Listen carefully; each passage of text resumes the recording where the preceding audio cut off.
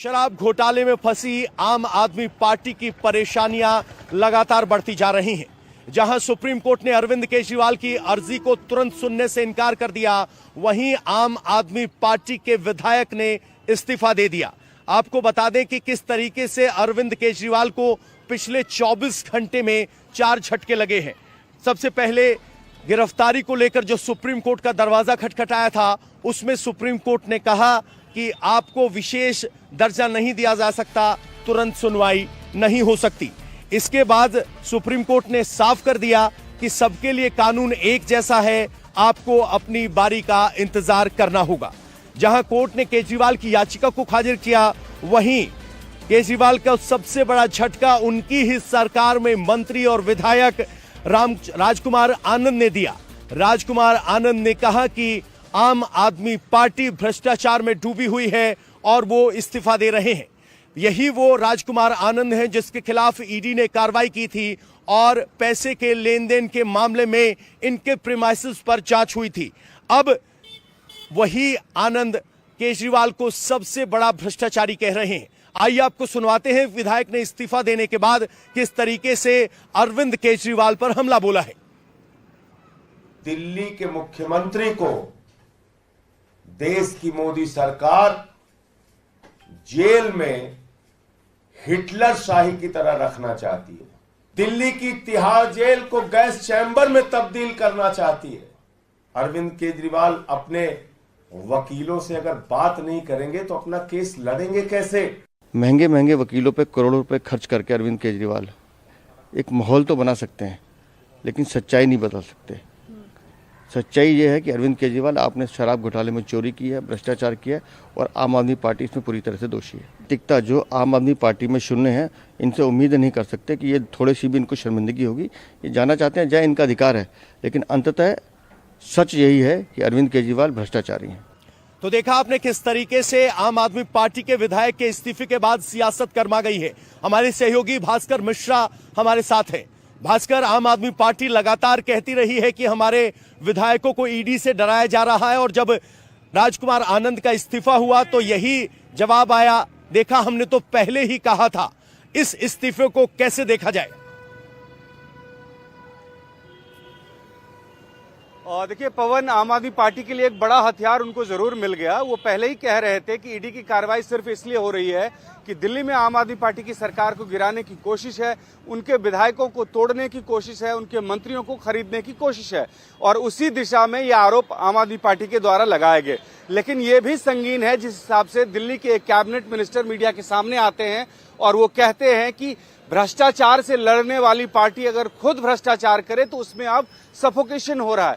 राजकुमार आनंद ने यह कहा कि अभी तक जो आरोप लग रहे थे उस बिना पे उन्होंने कुछ नहीं किया, घुटन जरूर हो रही थी, लेकिन जिस हिसाब से हाई कोर्ट में आम आदमी पार्टी के एक एक तर्क को ध्वस्त कर दिया गया, उसके बाद पद पे बने रहना उनके लिए आसान नहीं है।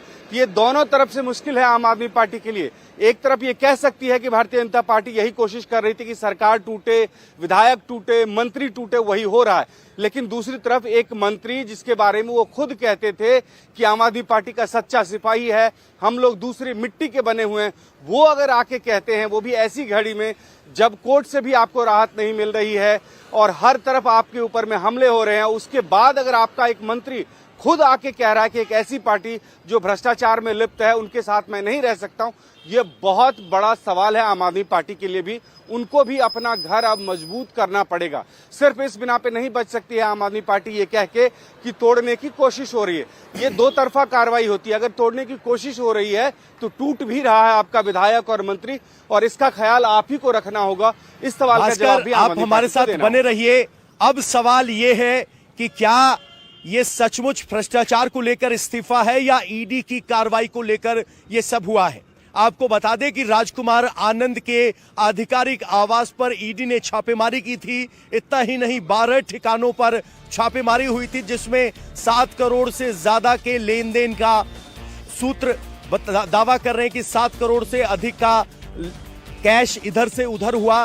राजकुमार आनंद से जुड़ी हुई 12 कंपनियों पर छापे मारे गए थे और अब आम आदमी पार्टी कह रही है कि ये सब कार्रवाई डराने के लिए की जा रही है, ईडी को टूल की तरह इस्तेमाल किया जा रहा है। और आम आदमी पार्टी का कहना है कि ऑपरेशन लोटस दिल्ली में अभी भी चालू है। आज दोपहर को 2:30 बजे तो उसने संजय सिंह का जो है ट्वीट किया है। आप सोचिए 2:30 बजे तक तो वो हमारी पार्टी के साथ थे, 1 घंटे बाद वो पार्टी के उलट चले गए। आप देखिए उसका समझिए, नवंबर में उनके यहाँ ईडी का छापा पड़ा, 23 घंटे ईडी उनके कई ठिकानों पे रही, उनसे खूब पूछताछ की। उसके बाद कई बार उनके ऊपर जो है उनको सम्मन दिया गया, उनको बुलाया गया। दबाव में थे, परेशान थे, अक्सर कहते थे कि यार मैं थोड़ा सा एक्टिव होता हूँ, मेरे पास फोन आ जाता है। तो ऐसे में कई बार ऐसा होता है कि आदमी, परिवार है, बीवी हैं, बच्चे हैं, टूट जाता है, डर जाता है। डर गए बेचारे। अभी आरोप तो आप ही लोगों के ऊपर में लगेगा, इसलिए कि आप लोग कहते थे कि हम अलग मिट्टी के बने हुए हैं। अब कैसे माने अलग मिट्टी? आपके कैबिनेट के मंत्री की मिट्टी खराब हो रही है, तुरंत वो कह रहे हैं कि भाई आपने भ्रष्टाचार किया, इसीलिए उनको छोड़ना पड़ रहा है। नहीं, मैं इस बात से, आपकी बात से सहमत हूँ कि हमारे ये राजकुमार भाई थोड़े कमज़ोर पड़ गए, मगर मेरे मन में उनके प्रति कोई नफरत नहीं है कि मैं कहूँ कि वो बहुत घटिया आदमी है। ये नहीं, ऐसा नहीं है। हमारे कैबिनेट कुलीग थे, नहीं सह पाए बेचारे, डर गए। ऐसे भी होते हैं ना, कुछ लोग डर जाते हैं। हर आदमी संजय सिंह और अरविंद केजरीवाल कोई ना होता, हर आदमी मनीष सिसोदिया नहीं होता। तो वो डर गए, भारतीय जनता पार्टी की एजेंसियों के सामने डर गए। तो कह रहे हैं कि वो डर गए, यानी आम आदमी पार्टी आरोप लगा रही है कि हमारे विधायकों को डराया जा रहा है। भास्कर, सबसे बड़ा सवाल यह है कि अगर दबाव बनाया जा रहा है, डराया जा रहा है, तो आम आदमी पार्टी के विधायकों को एकजुट कौन रखेगा? संजय सिंह उस भूमिका में नजर आ रहे हैं या सुनीता केजरीवाल? सुनने में आया है कि बैठकों का दौर जारी है।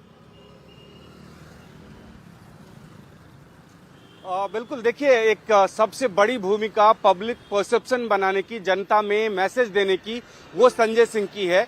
संजय सिंह पार्टी के सबसे मजबूत आवाज में से एक हैं और वो भूमिका वो तब से निभा रहे हैं जब से वो जेल से बाहर आए।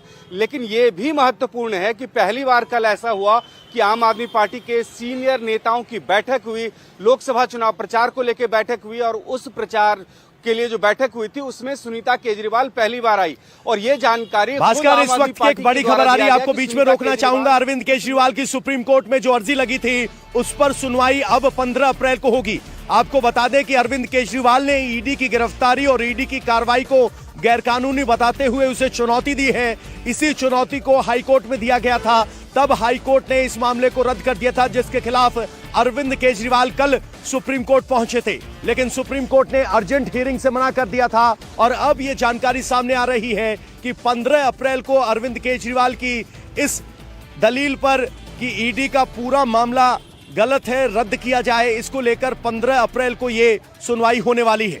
आपको एक बार फिर बता दें कि अरविंद केजरीवाल ने दिल्ली हाई कोर्ट के खिलाफ सुप्रीम कोर्ट का दरवाजा खटखटाया था कल, जिसमें अर्जेंट हियरिंग की मांग की गई थी, लेकिन अर्जेंट हियरिंग तो नहीं हुई। लेकिन अब अरविंद केजरीवाल को 15 अप्रैल की तारीख मिली है, यानी 15 अप्रैल को अरविंद केजरीवाल की उस याचिका पर सुनवाई होगी जिसमें अरविंद केजरीवाल ने कहा था कि ये पूरी ईडी की कार्रवाई गैर कानूनी है, जिस तरीके से सम्मन दिया गया।